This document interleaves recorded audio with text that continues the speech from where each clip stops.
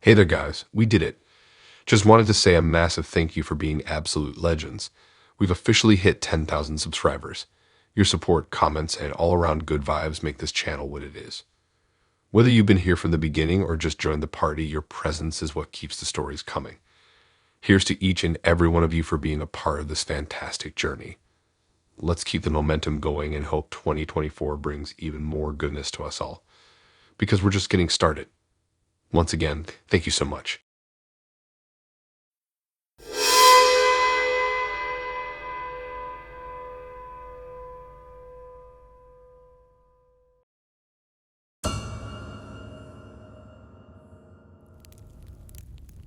Want to hear about my horrifying real-life Tinder stalker experience? It still gives me chills. So last year, in a moment of pandemic boredom, I downloaded this hot new dating app called Tinder that a few friends had luck with. After jokingly swiping through a bunch random dudes in my area, I started chatting with Jeff. His profile seemed chilled, cute graphic designer, likes indie music and craft beers, lots of pics with the same group of friends at concerts. Well, one night after a particularly witty meme exchange, Jeff asked if I'd be down to me for a drink sometime. I know, being some random dude from the internet wasn't too smart. But cute Jeff had been making me laugh nonstop for weeks. Plus, my social life had gotten pretty stale between virtual happy hours. So I figured one casual beer couldn't hurt, right? We picked a super public spot downtown on a Saturday with a plan to make it a quick hello. At first, Jeff seemed totally normal, if not a little awkward. We covered the usual first date small talk about jobs, pop culture, etc., but after about an hour of run-of-the-mill chatting while we nursed our beers, I started getting a weird vibe. Jeff kept circling back to the same topics no matter how much I tried changing the subject. First, it was how cripplingly lonely quarantine had been for him, stuck in his tiny studio apartment for weeks on end. Then he started rambling about various people at his graphic design job who supposedly mistreated and underappreciated his creative visions. I nodded along politely, silently wondering if Jeff's abrasive personality played any role in these conflicts. But then he shifted gears to vent about his endless string of psycho ex-girlfriends who had all cruelly dumped him out of the blue, which was a huge red flag. Jeff went into almost disturbing levels of detail about each woman and every perceived slight or betrayal by them. One allegedly cheated on him with his best friend. Another supposedly stole money from his wallet and disappeared. A third had tried to baby trap him by lying about birth control. On and on he went about these unhinged, vindictive women from his past who had wrecked his ability to trust. By the third or fourth unflattering tirade, I was starting to think Stalker Jeff was actually the common denominator of chaos and dysfunction in these relationships gone wrong. But he was so deep into his conspiratorial rants about manipulation that he seemed oblivious to my obvious cringing. Eventually, Jeff exhausted his ex-girlfriend tirade material, so he abruptly switched gears to interrogating me about my past relationships and dating history. He scooted his bar stool closer and closer, hitting in my personal space as he demanded intimate details about every guy I had ever introduced to my parents or traveled with. The aggressive questioning made my skin crawl with disgust. I politely but firmly steered the invasive conversation elsewhere, but Jeff clearly had zero social awareness or respect for my boundaries. He just got more aggravated the more I evaded his hyper-personal questions, leaving me terrified imagining how he might react if we were alone and I couldn't escape the confrontation. This was quickly escalating into a dangerous situation that set off all my inner alarm bells. So when I finally finished my drink and began hinting about needing to take off, Jeff switched to outright anger. His voice got louder, demanding to know private things like exactly where downtown I lived, specific friends I hang out with, and what my daily work schedule is like. By now, my inner alarm bells were screaming at me to escape this unhinged weirdo immediately. When I tried to slide off the bar stool, Jeff aggressively blocked my path out. He got in my face nearly shouting that I couldn't leave yet, we have a special soulmate connection. What the actual hell, bro? You've known me for less than 90 minutes. Thank God the bartender suddenly asked if I was alright, giving me the perfect chance to say my roommate was expecting me for dinner. I practically ran outside and just started walking fast down the busy street, too scared to wait for my Uber at the bar. Of course, creepy Jeff followed, begging me not to leave so soon. He kept trying to hold my hand and asking personal questions about my job and workout classes, and basically my whole freaking life. When I turned the corner towards my neighborhood, my blood ran cold realizing Jeff was still behind me. That's when it hit me. This unhinged dude had somehow figured out where I live. No way was I leading the stalker right to my door. So in desperation, I beelined to the nearest open business, a crowded nail salon, and told the startled receptionist I was being followed by a stranger from the internet. Thank God the awesome salon ladies immediately locked the door and called the cops without Jeff knowing. A few minutes later, 2 beefy officers hauled him away for questioning about harassment. But since the whole Tinder date had technically been consensual, they couldn't arrest stalker Jeff. Still, getting a stern warning from the police seemed to spook him enough that I never heard from creepy Jeff again.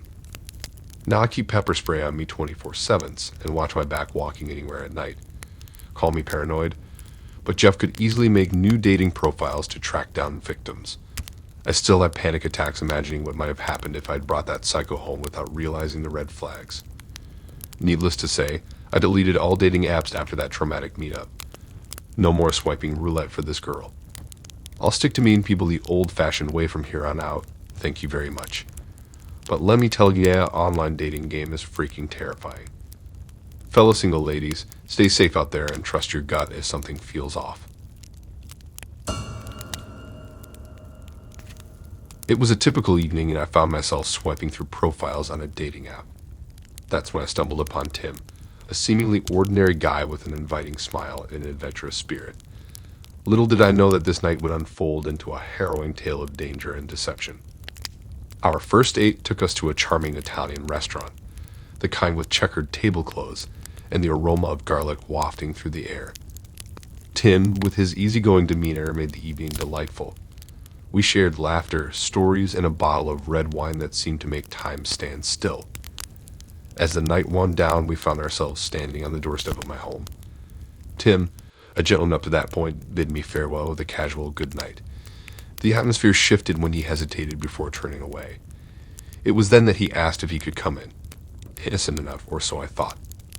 Politely declining, I expected a simple parting, a wave, perhaps a promise of a second date. Instead, a dark cloud descended over Tim's features. His charming facade crumbled, revealing a simmering anger beneath. The air thickened with tension as he forcefully pushed past me, leaving me stumbling backward in shock. Panic set in as I realized the gravity of the situation. Tim, once a charming companion, had morphed into a stranger I didn't recognize. I rushed to the bathroom, my heart pounding in my chest, and locked the door behind me. The sound of Tim's frustrated attempts to force his way in reverberated through the walls, sending chills down my spine.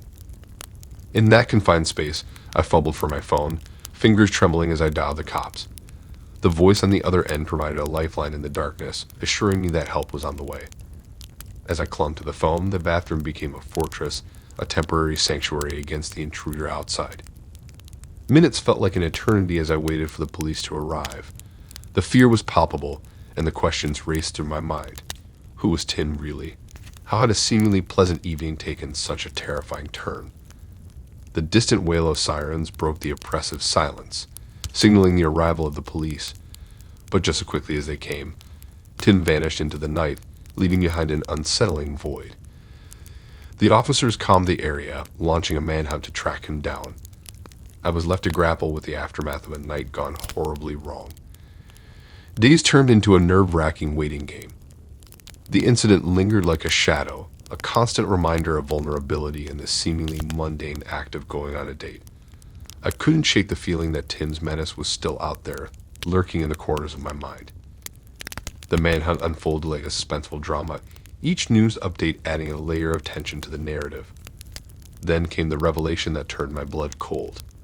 Tim, the seemingly ordinary guy from the dating app, was not who he appeared to be.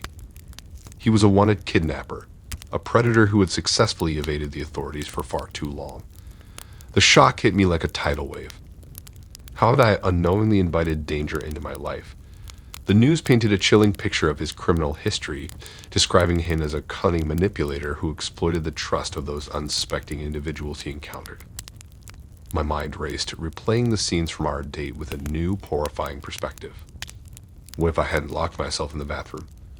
What if the police hadn't arrived in time? The questions lingered like ghosts, haunting the recesses of my consciousness. As the authorities closed in on Tim, my fear transformed into a grim determination. I couldn't be just another victim in his twisted game.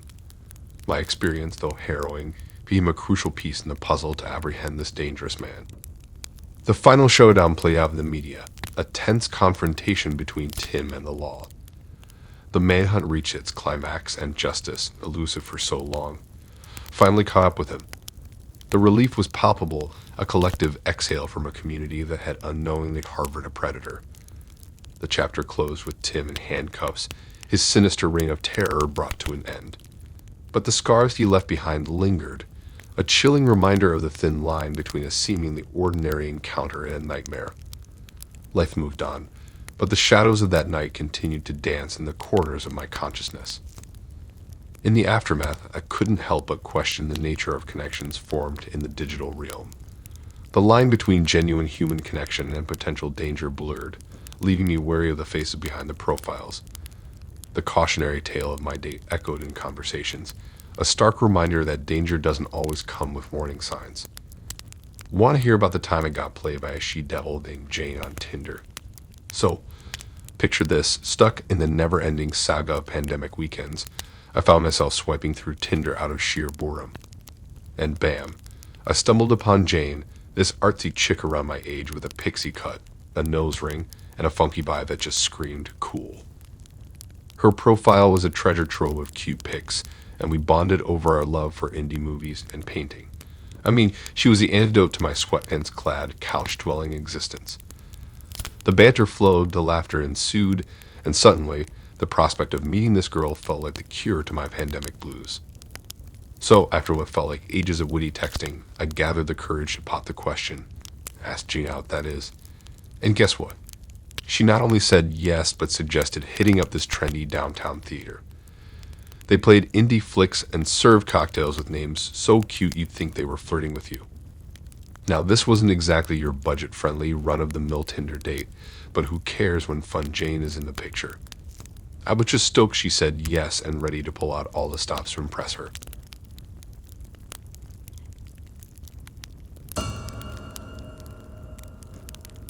So picture this, stuck in the never-ending saga of pandemic weekends. I found myself swiping through Tinder out of sheer boredom. And bam, I stumbled upon Jane, this artsy chick around my age with a pixie cut, a nose ring, and a funky vibe that just screamed cool. Her profile was a treasure trove of cute pics, and we bonded over our love for indie movies and painting. I mean, she was the antidote to my sweatpants-clad, couch-dwelling existence. The banter flowed, the laughter ensued, and suddenly, the prospect of meeting this girl felt like the cure to my pandemic blues. So, after what felt like ages of witty texting, I'd gathered the courage to pop the question. Asked Jane out, that is. And guess what? She not only said yes, but suggested hitting up this trendy downtown theater. They played indie flicks and served cocktails with names so cute you'd think they were flirting with you. Now, this wasn't exactly your budget-friendly, run-of-the-mill Tinder date, but who cares when Fun Jane is in the picture? I was just stoked she said yes and ready to pull out all the stops to impress her. She suggested meeting at this trendy little theater downtown that plays indie flicks and serves cocktails with cute names. I mean, not exactly cheap for a first Tinder date, but hey, I was just excited she said yes. I wanted to impress Fun Jane since witty banter was flowing so well between us leading up to it. I prepaid for our tickets to this quirky French romance film she mentioned wanting to see. Then I stuffed my pockets with enough cash to cover overpriced cocktails and maybe a snack if things went well. I even put on my lucky shirt. Figured tonight called for pulling out all the stops. When I got to the theater, artsy Jane waved me over to these cool velvet couches right up front. The retro artsy lighting bounced off her cute little forehead rings when she looked up at me with a sly smile. Went ahead and got us the best seats in the house up front. Hope you don't mind me taking charge on the seating arrangements, Jane said with a flirty hair flip. In my dazzled state, I didn't even process that I'd probably end up paying double by letting her treat for the premium seats. Rookie mistake, bro. But dazzling Jane just kept smiling at me with those deep green eyes, her short pixie cut perfectly framing her cheekbones in the moody theater lighting. I tried playing it cool, making Jane laugh by dramatically reading every eccentric movie description from the program out loud. She cracked up at my theatrical interpretations of foreign indie films, at one point wiping tears of laughter from her eyes. Man, the playful banter was really flowing smoothly. This date was off to an awesome start already. When the lights went down as the movie trailer started, I slyly reached over the velvet couch armrest to hold Jane's hand like a nervous middle schooler. I was pleasantly surprised when artsy Jane grinned and warmly interlaced her fingers with mine instead of pulling away. Getting cozy already. Seemed like we were really hitting it off. Between the witty jokes and natural hand-holding, my hopes started running wild about taking quirky Jane to the downtown craft fair next weekend for date number 2. As the credits finally rolled, Chatty Jane instantly started analyzing the director's brilliant use of color symbolism and immersive sets that completely transported us into the world of the lovers. I jokingly asked if she writes indie film critiques in her spare time, or if this passion was special treatment just for lucky me. Pretty smooth line, right? Well, apparently it worked, because Jane glanced sideways with a cute smirk and wink, replying, "Maybe I saved my best material for charming guys." My confidence instantly shot through the roof, imagining how I had bragged to the guys about my new indie film buff girlfriend. Jane was seriously the whole artsy package. I could already envision more quirky downtown date nights with her on my arm, gallery openings, poetry readings, improv shows. Yep, I was positively smitten. Surely she felt this fiery chemistry too, right? We strolled out hand in hand with Jane, still passionately debating the ending. She said she was getting hungry, so I suggested grabbing a bite nearby to keep our artsy date night going. Unfortunately, Sneaky Jane insisted she already had dinner plans in an hour with visiting family, so she better dash. But she reached up to kiss my cheek and thank me for the magical evening before bouncing down the street. I watched her go with a dorky grin plastered on my face, until I checked my buzzing phone to see a Venmo charge. That little scam artist had covered our whole tab with my prepaid card while I was in the bathroom.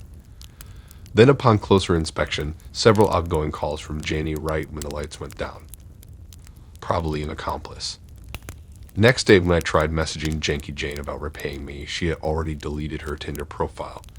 Never heard from that swindler again after she played me for a sap. I felt like such an idiot realizing it was all an act. And poof, my dream indie girlfriend vanished into the LA night.